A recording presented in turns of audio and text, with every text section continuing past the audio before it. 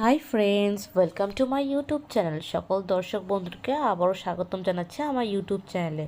আর যে নতুন বন্ধু তাদেরকে আমন্ত্রণ জানাচ্ছি চ্যানেলটি সাবস্ক্রাইব করে পাশে থাকার জন্য।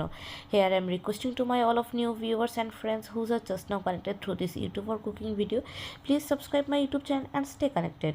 And if you guys are enjoy my cooking video of any of parts, so please don't hesitate to give a like and share with your near and dear ones. আমার রান্না ভিডিও যদি কোনো অংশ আপনাদের ভালো লেগে থাকে সেক্ষেত্রে বিনীত অনুরোধ জানাচ্ছি ভিডিওটি লাইক এবং শেয়ার করে বরাবরের মতো পাশে থাকার জন্য।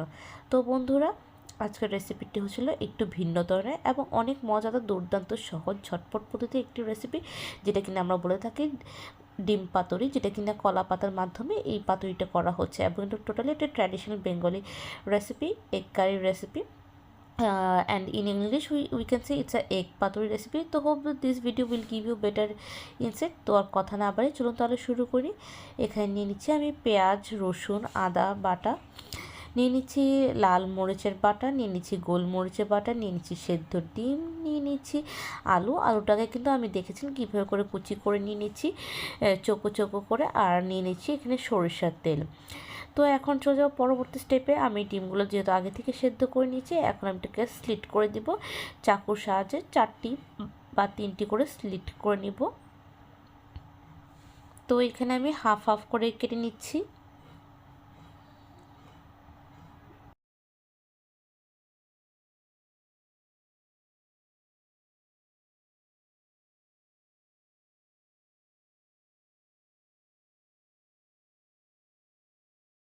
তো এইভাবে করে 4টি ডিম আমি এভাবে করে হাফ করে কেটে নিব। আর এদিকে আমি কলা পাতাটাকে একটু ভাপে নিয়ে নিচ্ছি, ভাপে মানে হচ্ছে একটু পুড়িয়ে নিচ্ছি এভাবে করে।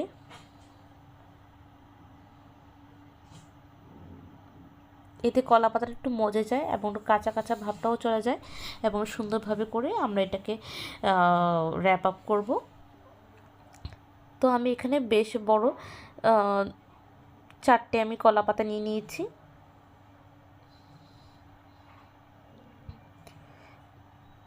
তো আমি এখন চলে যাচ্ছি পরবর্তী স্টেপে। আমি এখানে নিয়ে নিচ্ছি সেই পেঁয়াজ, আদা, রসুন বাটা। এখানে পেঁয়াজ এবং আদা রসুন একসাথে বাটা করে দিয়েছি। নিয়ে নিচ্ছি এখানে শুকনো লাল মরিচের বাটা, এটা হচ্ছিল আমি পাটা পোতার মাধ্যমে বাটাটা করেছি। এখানে ছিল লাল মরিচের গুঁড়ো দিতে পারেন, কিন্তু আমি এখানে লাল মরিচে শুকনো মরিচ ভিজিয়ে রেখে দেন বাটাটা করেছি এবং সেটা খুবই একটা দুর্দান্ত টেস্ট দেয়। প্লিজ এভাবে ট্রাই করবেন। আর দিয়েছি গোলমরিচের বাটা। গোলমরিচের বাটা এখানে একটা অসাধারণ একটি টেক্সচার দেয় এবং তার রুচিটা টোটালি ভিন্ন ধরনের থাকে। তো এটাও প্লিজ এভাবে করে করবেন। দিয়ে দিচ্ছি এখানে 1 টেবিল স্পুন হলুদের গুঁড়ো, পরিমাণ মতো নুন দিয়ে দেব,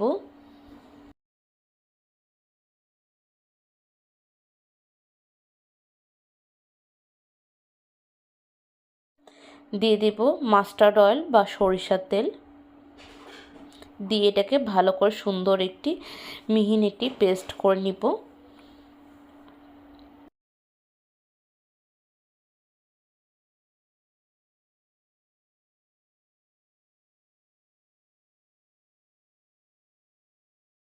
এভাবে ভালো করে বিট করে একটি মিহিন পেস্ট করে নিয়ে নিব, যাতে কোনো রকম লাম্পস বা দলা যেন পেকে না থাকে।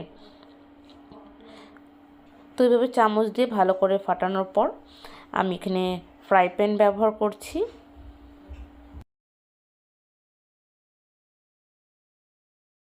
নিয়ে নিচ্ছি 1 সেট কলা পাতা, যেটাকে আগে আমি চুলোতে বা আগুনে ভালো করে গরম করে নিচ্ছি এপিট ওপিট করে।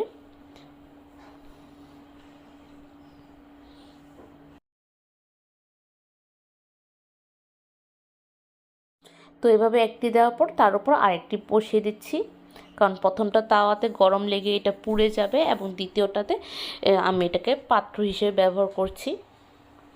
তো আপনারা প্লিজ সেটটা ভালো করে খেয়াল করে দেখবেন। আমি এখানে 2টো কলা পাতা ব্যবহার করেছি প্রথম ধাপে। তারপর এখানে ডিমটাকে ভালো করে আমি মশলার সাথে ম্যারিনেট করে নিয়ে বা ডুবিয়ে বা ভরিয়ে আমি ওখানে সেট করে নিব।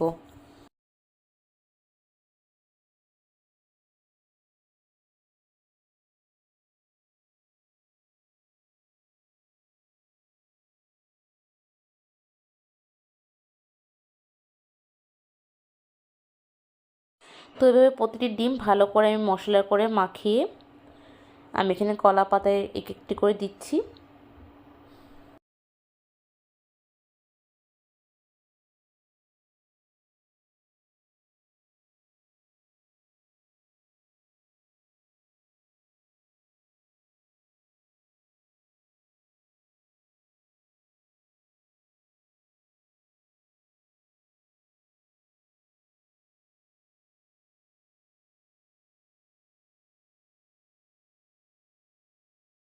আর এভাবে করে প্রতিটি ডিম দেবার পর আমি এখানে দিয়ে দিব আলুগুলো।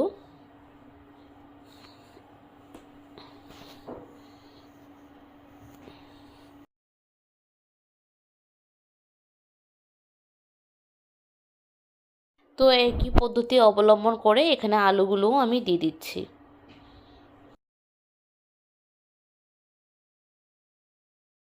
তো আলুগুলোকে আমি এখানে সাইড হিসেবে করে ভালো করে সেট করে নিচ্ছি। দেখতেই পাচ্ছেন কীভাবে করে আমি এটা করে নিচ্ছি।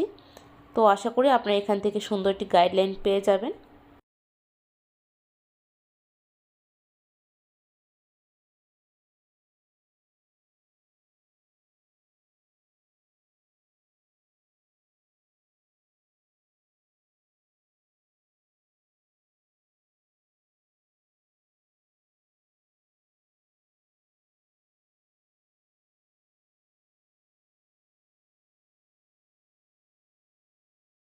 তো এইভাবে সমস্ত সেট করার পর আমি এখানে যে রয়ে যাওয়া মশলা ছিল সেখানে একটু সামান্য গরম জল দিয়ে এটাকে ভালো করে ধুয়ে মুছে আমি এটাকে জলটা দিয়ে দিচ্ছি।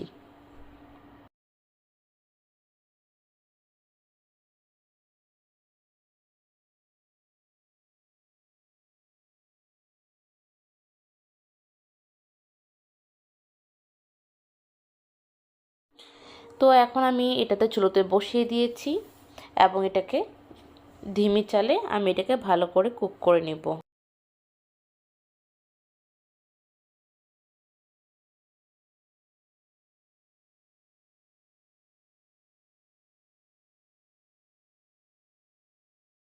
তো এখন আমি এটাকে কভার আপ করে দিচ্ছি। তো এভাবে 10 থেকে 15 মিনিট ভালো করে ঢেকে দিব এবং তার 10 থেকে 15 মিনিটের পর আমি এটাকে আবার রিওপেন করব এবং দেখতে পাচ্ছি এখানে অলমোস্ট একটা সাইড কুক হয়ে গেছে এবং তার থেকে বড় কথা হচ্ছিল এখানে উল্টিয়ে দেওয়ার। তো আমরা এখন দেখে নিয়েছি যে এখানে আলুগুলো সেদ্ধ হয়ে গিয়েছে। তো আমি এটাকে এখন উল্টিয়ে নিব, তার জন্য আমি আরেক সেট কলা পাতা ব্যবহার করছি। তো এভাবে করে আমি প্লেটের মাধ্যমে আমি এটাকে উল্টিয়ে দিচ্ছি। তো দেখতেই পাচ্ছেন কীভাবে করে ফ্লিপ করা হয়েছে। এখন এটাকে ধরে আমি এটাকে ফ্রাই প্যানে বসাবো আর আমি এটাকে ওপেন করে দেখব। তাহলে এভাবে করে আমি এই পিঠ ওপিঠ দু পিঠ করে ভালো করে ভাজা ভাজা করে নিচ্ছি এবং এটা খুব মজাদার একটি পাতুরি হবে। উপরে দেখতে পাচ্ছেন একটু পোড়া পোড়া হয়ে গেছে। এই পোড়াটা কিন্তু অনেক টেস্টি, কিন্তু এটা কিন্তু ভাববেন না যে পুড়ে গিয়েছে অনেকক্ষণ দেওয়ার ফলে, না, এটা মেনলি টেক্সচারটা আসবেই এরকম। এটাকে বলা হয় কলা পাতা ডিম পাতুরি। এটা বরিশাল অঞ্চলে অনেক অনেক ফেমাস। তবে আমরা যদিও বরিশালের বাসিন্দা নয়, তবে এই রেসিপিটি আমার মা শিখেছিল তারই পরিচিত বান্ধবীর কাছ থেকে। তো এই রেসিপিটি প্রায় সময় করা হতো, তবে এটা কোথাকার অঞ্চল থেকে এই রেসিপির উদ্বোধন এসেছে সেটা আমরা জানতাম না।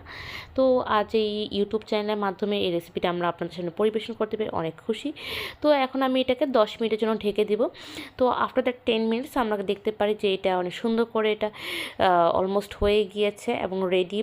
So now I can say it's a high time to serve it with this hot steam rice অথবা রুটি। তো বন্ধুরা, এটা ডিম এর এই পাতুরি রেসিপিটি অনেক অনেক মজাদার। যারা ব্যাচেলার বা যারা হচ্ছিল প্রবাসী তারা এই রেসিপিটি করতে পারেন। তবে হ্যাঁ, আপনাদের জন্য চ্যালেঞ্জ হতে পারে ব্যানানা লিফ অ্যারেঞ্জ করা, বাট যদি এটা করতে পারেন তবে please please must try this recipe. আর এই রেসিপিটি গরম ভাত বা হচ্ছে রুটি দিয়ে খুবই দুর্দান্ত এবং মজাদার লাগে। আশা করি আপনাদের এই রেসিপিটি ভালো লেগেছে এবং কার কেমন লাগলো অবশ্যই আমাদেরকে মন্তব্য জানাবেন এবং আপনাদের অঞ্চলে বা ডিস্ট্রিক্টে এই রেসিপিটি কী নামে আখ্যায়িত বা কীভাবে বলে থাকে সেটাও প্লিজ আমাদেরকে জানাবেন। জানাবেন। তো friends, thank you so much for connecting, thank you so much for watching my cooking video and many thanks for your like, love and support. তো আজকের রেসিপিটা এতটুকুই আছে, আবার দেখাবে অন্য একটা রেসিপিতে অন্যরকম কথোপকথনে। ততক্ষণ পর্যন্ত ভালো থাকুন, সুস্থ থাকুন, take care, tata, bye by.